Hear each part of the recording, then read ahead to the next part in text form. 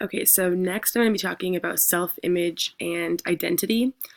When we are online, there's a lot of ways to kind of express or have our online image. It can be in many different ways, such as creating an avatar that looks like you, having a username or profiles. Those are all ways we have an online identity.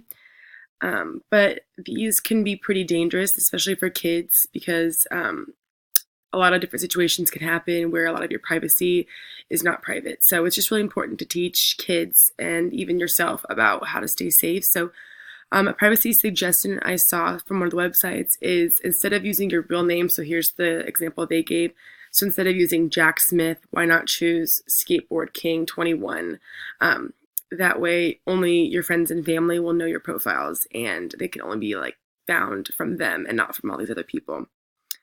On social media sites, they always usually have a minimum age requirement of 13 years old, but obviously most kids are using it before then, which can be really dangerous. One of the problems with this is that social media sites let you text, share photos, play games, and DM people, and you can tell people a little or as much about yourself as you want.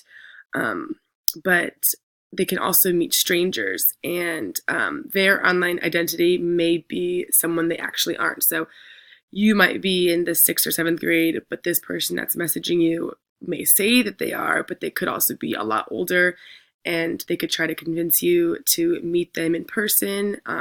So even though their online identity might be that they are 12, they might actually be a lot older than that, and that can be really dangerous. So it's important to not communicate with strangers online and really know who you're messaging or talking to on the internet.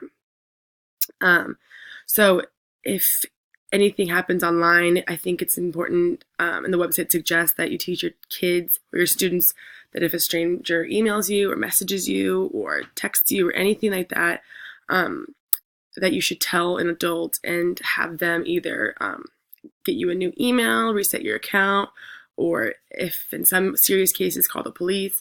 It's really important to let an adult know. And some tricks just to staying safe online is to obviously keep your self-image true. So don't be the person that's lying about their age. It's definitely smart to follow the rules. So if you are not 13 yet, don't get an account until you are 13.